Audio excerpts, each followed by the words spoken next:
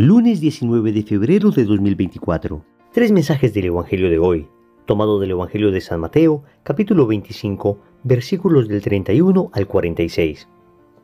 En aquel tiempo, dijo Jesús a sus discípulos: Cuando venga en su gloria el Hijo del Hombre, y todos los ángeles con él, se sentará en el trono de su gloria, y serán reunidas ante él todas las naciones. Él separará a unos de otros, como un pastor separa las ovejas de las cabras, y pondrá las ovejas a su derecha y las cabras a su izquierda. Entonces dirá el rey a los de su derecha: Venid vosotros, benditos de mi Padre, heredad el reino preparado para vosotros desde la creación del mundo. Porque tuve hambre y me disteis de comer, tuve sed y me disteis de beber, fui forastero y me hospedasteis, estuve desnudo y me vestisteis, enfermo y me visitasteis, en la cárcel y vinisteis a verme. Entonces los justos le contestarán: Señor, ¿cuándo te vimos con hambre y te alimentamos, o con sed y te dimos de beber? ¿Cuándo te vimos forastero y te hospedamos, o desnudo y te vestimos? ¿Cuándo te vimos enfermo o en la cárcel y fuimos a verte? El rey les dirá: Os aseguro que cada vez que lo hicisteis con uno de estos mis más humildes hermanos, conmigo lo hicisteis. Y entonces dirá a los de su izquierda: Apartaos de mí, malditos, id al fuego eterno preparado para el diablo y sus ángeles. Porque tuve hambre y no me disteis de comer, tuve sed y no me disteis de beber, fui forastero y no me hospedasteis, estuve desnudo y no me vestisteis, enfermo y en la cárcel y no me visitasteis. Entonces también estos contestarán: Señor, ¿cuándo te vimos con hambre o con sed, o forastero o desnudo, o enfermo o en la cárcel y no te asistimos? Y él replicará: Os aseguro que cada vez que no lo hicisteis con uno de estos los humildes, tampoco lo hicisteis conmigo. Y estos irán al castigo eterno, y los justos a la vida eterna. Palabra del Señor. Gloria a ti, Señor Jesús. Querida familia, seguimos avanzando en esta Cuaresma. Y hoy tenemos uno de esos textos bíblicos que nos exhorta hasta lo profundo del alma. Es el texto del juicio final. Estamos en el capítulo 25 del Evangelio de San Mateo, en el contexto de lo que se conoce como el discurso escatológico de Jesús. El discurso donde Jesús habla de las realidades últimas. Y aquí aparece entonces el juicio final. Vamos a meditar tres mensajes de este Evangelio. Primero, no basta con no pecar. Segundo, ayuda por lo menos a uno. Tercero, formas concretas de caridad. Vamos con el primer punto. No basta con no pecar. Familia, es increíble lo que Jesús dice a los que se encuentran a su izquierda. Tuve hambre, tuve sed, estuve desnudo, estuve necesitado y no me asistieron. Y ellos le contestaron: Señor, ¿cuándo te vimos con hambre o con sed, o forastero o desnudo, o enfermo o en la cárcel y no te asistimos?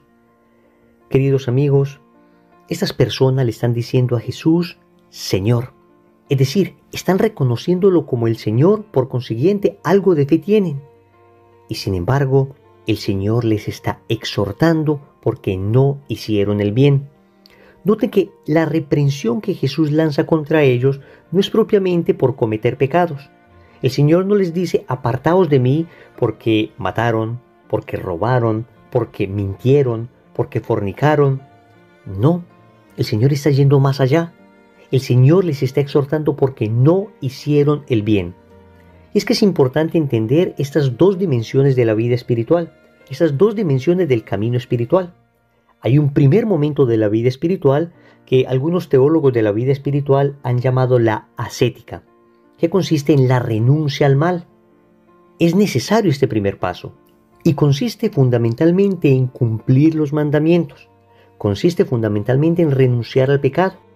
Sin embargo, no basta quedarnos allí, porque después de la ascética, de la renuncia al pecado, viene un segundo momento espiritual que se conoce como la mística, es decir, el ejercicio de la caridad, unirnos a Cristo a través del amor, y muy concretamente a través del amor al prójimo. Entonces la vida espiritual no se puede reducir simplemente a no pecar, y muchos de nosotros tenemos esa tentación de pensar que estoy caminando bien espiritualmente porque no peco. Repito, es indispensable este primer paso. Buscar definitivamente huir del estado de pecado, estar habitualmente en gracia de Dios. Pero no es suficiente con eso. Además debo crecer en virtud, debo practicar las virtudes, debo asemejarme a Cristo, debo unirme al Señor y fundamentalmente hacerlo a través del ejercicio de la caridad. Entonces, no basta con no pecar, es absolutamente indispensable amar. Y en el Nuevo Testamento, el tema de la salvación aparece muy vinculado fundamentalmente a la fe y a la caridad. Recordemos cuando el evangelista San Juan dice en su Evangelio, capítulo 3, versículo 16, porque tanto amó Dios al mundo que entregó a su Hijo único para que todo el que crea en Él no perezca, sino que tenga vida eterna. Este es el corazón, el resumen de todo el Evangelio. Acá San Juan nos habla de la necesidad de la fe para salvarnos. El que cree en Jesús se salva. Pero no basta una fe sin obras. Dirá el apóstol Santiago que una fe sin obras es una fe muerta. Por eso a la fe hay que unirle la caridad. Y hoy en el Evangelio el Señor nos está mostrando que el juicio final ciertamente se hará en términos de fe, pero también en términos de caridad. Es necesario ejercitar la caridad. Y eso nos lleva a un segundo punto. Ayuda por lo menos a uno. Y esto es lo que Jesús respondió a aquellos que estaban a su derecha cuando ellos le preguntaron: ¿cuándo hicimos todo esto contigo que no nos dimos cuenta? Jesús les dice: os aseguro que cada vez que lo hicisteis con uno de estos, mis humildes hermanos, conmigo lo hicisteis. Yo sé que en muchas ocasiones nos sentimos abrumados, sobrepasados por la situación de enfermedad, de hambre, de pobreza, por la situación del dolor del mundo en general. Y a veces nos sentimos incapaces de ayudar a tanta gente. Pero lo que hoy el Señor está diciendo es que tal vez no te está llamando a ayudar a todo el mundo. Algunos pocos tendrán esa extraordinaria misión de levantar obras que ayudan a muchísimas personas. Pero la inmensa mayoría de nosotros, cristianos de a pie, tal vez podemos ayudar simplemente a uno. Y eso es lo que está diciendo el Señor. Cuando ayudasteis a uno de estos, los más humildes, a uno de estos, los más pequeños, dirá otra traducción, me ayudaste a mí.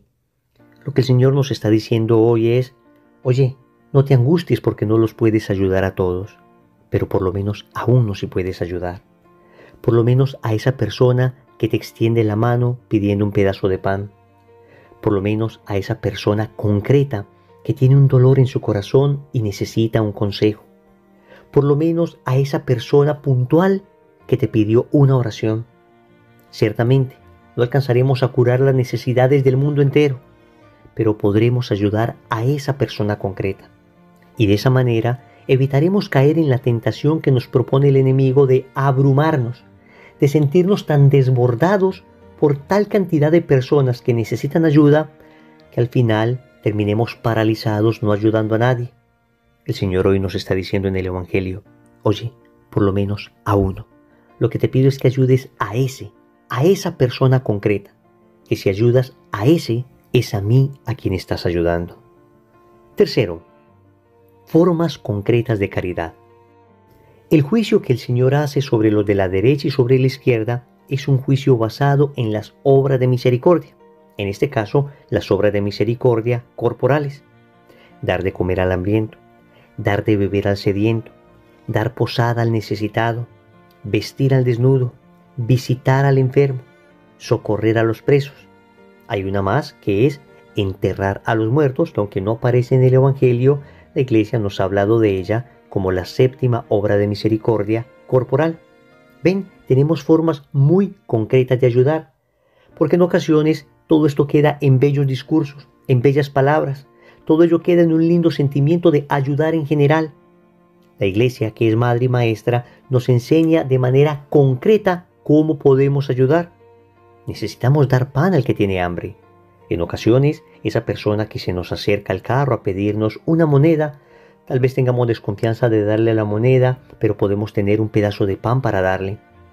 Podemos ayudar a esa persona que no tiene que vestir. Y entonces, ¿cuánta ropa tenemos nosotros en nuestro closet que ya no usamos en buen estado? Podemos visitar a esa persona que está sola, que está enfermita en el hospital. Ven, hay muchas maneras concretas de ayudar, incluso a estos hermanos que están presos, que ciertamente cometieron errores, pero que no están condenados a ser excluidos para siempre de la sociedad, sino que siempre tendrán un espacio en el corazón misericordioso de Dios, y tú y yo podemos acercar esa presencia divina a esos corazones solitarios. Pero también existen obras de misericordia espirituales, las siguientes: enseñar al que no sabe, dar un buen consejo al que lo necesita, corregir al que está en el error, perdonar las injurias, consolar al triste, sufrir con paciencia los defectos de los demás, rogar a Dios por los vivos y por los muertos. Ven, son formas concretas de ejercitar la caridad. Estoy seguro que nosotros no hemos reparado lo suficiente, no hemos pensado lo suficiente en que cuando nosotros estamos soportando pacientemente a una persona que tal vez nos está haciendo la vida imposible, estamos ejercitando la caridad con esa persona. Es increíble, pero es así. O cuando amorosamente corregimos a alguien, también estamos ejercitando la caridad. O cuando alguien necesita un buen consejo y se lo damos desde el amor, desde la verdad de Cristo, también estamos ejercitando la caridad, la misericordia. O cuando estamos enseñando incluso a nuestros hijos, estamos también viviendo las obras de misericordia. Ven, son muchas maneras concretas que tenemos de ejercitar la caridad y no lo sabíamos. Pues a partir de hoy, queridos amigos, vamos a empezar a tener todo esto presente, porque cada vez que lo hicisteis con uno de estos más pequeños, conmigo lo hicisteis, dice Jesús. Oremos. Amado Señor, hoy te doy gracias porque el Evangelio me exhorta. Y el Evangelio me habla de la necesidad de hacer el bien, de no quedarme cómodo en el primer paso de la vida espiritual, de no quedarme allí en evitar el pecado, sino de dar pasos decisivos hacia la caridad, hacia la ayuda al necesitado. Ciertamente en ocasiones me siento abrumado por tantas personas a las que hay que ayudar, pero tú hoy me muestras en el Evangelio que puedo empezar con uno, con esa necesidad puntual que tiene ese hermano que tú me estás presentando. Dame, Señor, la caridad y el discernimiento suficiente para poder ayudar adecuadamente. Finalmente, te suplico que todo esto no quede en bellos sentimientos, en lindas ideas o en palabras bonitas. Enséñame, Señor, a ejercitar la caridad de forma concreta a través de las obras de misericordia corporales y espirituales. Señor, dame lo que me pides y pídeme lo que quieras. Amén. Recordemos entonces: primero, no basta con no pecar. Segundo, ayuda por lo menos a uno. Tercero, formas concretas de caridad. Compromiso. Hoy vamos a hacer una obra de caridad por lo menos a una persona. En el nombre del Padre, y del Hijo, y del Espíritu Santo. Amén.